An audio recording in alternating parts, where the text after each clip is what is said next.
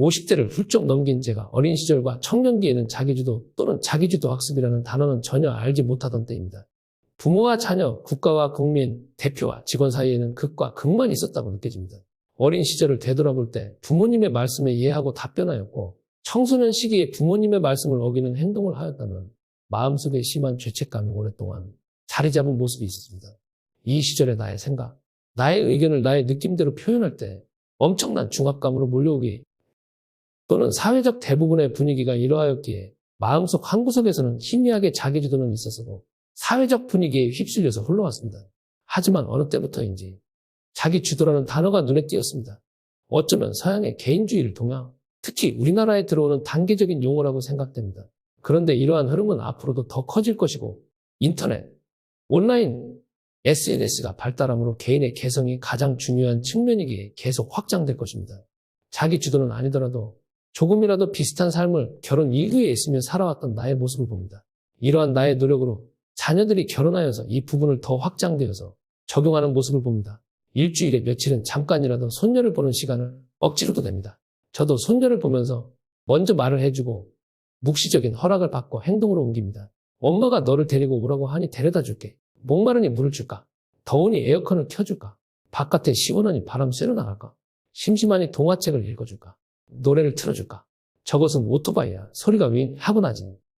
똥을 쌌구나. 그러면 엄마가 기저귀 갈아달라고 할게. 손녀가 이제 8개월이 되었어도 하나의 고귀한 생각과 감정을 가지고 있는 인격체이기에 부모 또는 할아버지가 일방적으로 마음대로 하는 소유물이 아니기에 먼저 물어보고 나서 그 이후에 행동하게 됩니다. 이 손녀를 키우는 엄마는 저보다 더합니다. 특히 이유식을 먹을 때 가장 극명하게 나타납니다. 엄마가 떠주고 아직 손이 제대로 제어가 안 되는 이 손녀 손을 줍니다. 그러면 이 8개월 된 손녀는 스스로 입에다 가져다 먹습니다. 8개월 정도 되었다면 아직 제대로 앉지도 못하고 손과 발도 제대로 제어가 되지 않습니다. 모든 것이 마음대로 움직여지는 시기가 아닙니다. 그러니 옆에서 볼 때 그 이유식이 콧구멍으로 가기도 하고 머리털에도 붙어있고 볼태기에도 덕지덕지 붙어있고 온 얼굴이 이유식 투성이입니다. 그뿐만이 아니라 주변이 전체 이유식 투성입니다. 아마도 이유식 전체 중에서 반절은 입속으로 들어가지 않습니다. 그런데도 엄마는 끄덕 않고 끝까지 먹입니다. 도중에 그 이유식을 치우지도 않습니다. 머리카락이 지저분해도 내버려 둡니다. 이 이유식을 다 먹이고 나서 치우려면 일단 부담이 됩니다.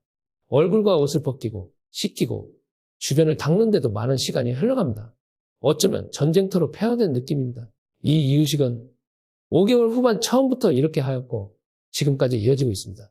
옆에서 지켜보는 할아버지의 입장에서는 여러 생각으로 복잡한 모습입니다. 이전에 제가 키울 때는 한 숟가락씩 다 떠먹였었고 조금이라도 이유식이 흘러내리면 또 닦아주고 흘러내리지 말라고 잔소리와 엄포를 놓으면서 먹였지 않았나 생각이 듭니다. 하여간 이렇게 이유식을 먹이는 모습은 갈 때마다 보았습니다. 그 시간에 가는 경우가 많으니까요. 그렇게 먹이는 엄마의 얼굴과 표정을 보니 당연하다는 입장입니다. 손녀가 이유식을 흘리든지 숟가락을 던지든지 머리 위에 이유식으로 헝클어져 있든지 담담하게 쳐다보면서 끝까지 먹입니다. 아니, 손녀가 거절할 때까지 먹입니다. 그러면서 잘 먹는다고 칭찬하면서 먹입니다. 이러한 모습은 단지 이유식을 먹을 때뿐만이 아니라 다른 모습에서도 마찬가지입니다. 아무리 작은 유아라도 고귀한 인격체를 가지고 있고 개별적인 생각과 감정과 개성을 가지고 있는 단 하나의 유일한 인격체이기에 지구상에 유일하게 온 소중한 아이에게 어릴 때부터 부모에게서 독립적, 정중하고 친구같이 키워진다면 자신의 독특한 생각과 감정을 스스로 지키고 키우지 않을까 생각됩니다.